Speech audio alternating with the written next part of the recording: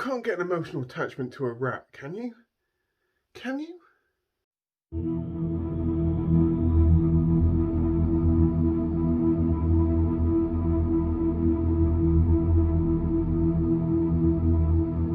Welcome back, everybody. So my next movie review for you is Teenage Mutant Ninja Turtles, the 1990 first live-action movie in the Turtle franchise.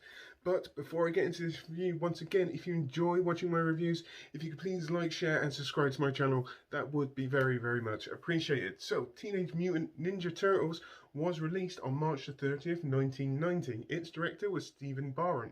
It was made on a budget of 13.5 million US dollars and made 202 million US dollars in the box office. Normally at this point I will give you a quick rundown of who stars in this movie, but there's quite a lot of names in this which I cannot say, so I'm going to skip that and go straight into the overview of this movie. So in this movie we follow 4 Teenage Mutant Ninja Turtles in New York who eventually will have to face or fight the gang called the Foot, who is led by the Shredder, a whacking great big can opener, and eventually this turns into this big showdown at the end of this movie with a few other little subplot lines going on in this movie. This is pretty much the whole premise of this movie. I remember the first time I watched this, and I still get exactly the same amount of love from this movie as I did from the first one. And if you want to know the reasons why, the review is coming up right about now.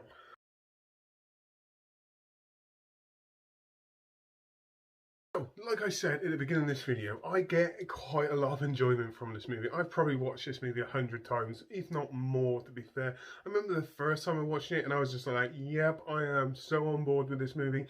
And I watch it still now to this day and I still get exactly the same amount of enjoyment while watching this movie. This is a lot of fun, this movie. I generally liked what they did here. Now, I know that we had 2 recent Turtles movies which were CGI. Yes, they were okay, but they haven't even got a scratch on this 1990s version, and there are so many reasons why. The first one is storytelling in this, okay? It is a little bit predictable. You can pretty much map out how this movie is going to go. I've got absolutely no problem with that because essentially it's about 4 turtles and a rat who got mutated by this ooze, who've grown up underneath the streets of New York, who are wanting to see the world now, but to see the world they are exposing themselves to a bigger problem, and the fact that there is a very big gang roaming around New York. In other words, the name of the Foot, who's been led by the Shredder, and you do know that at some point in this movie there is going to be a big showdown. Yes, it is a predictable storyline, and you can predict this, even if you've never seen this movie before, but it works for me, and it works really, really well. Other parts of this movie I enjoy is the Turtles and Splinter, okay? You've got the CGI Turtle movies that we had not so long ago, but it's something about having a person in a suit with an animatronic head on top which just works for me.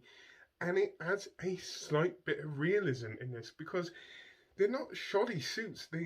They've taken time to give you the detail. They actually, in my personal opinion, actually look kind of realistic. And I remember the first time I watched it, you can actually quite convinced to the fact that there is actually potentially 4 teenage turtles and a rat roaming around underneath the streets of New York.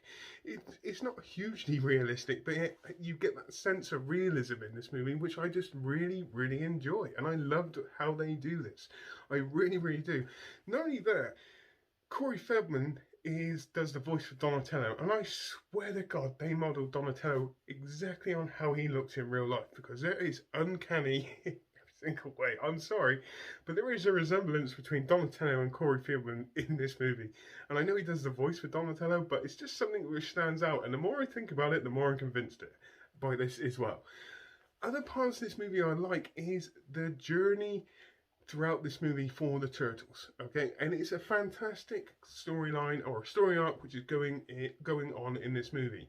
You get to see them kind of lose their father figure in this movie, or they have to do something by themselves. So they have to take responsibility for something which is going on in the city. In other words, They know that there's a big problem in this city, and their father figure is taken away from them in a certain respect. And try not to give away any spoilers just in case you haven't seen it.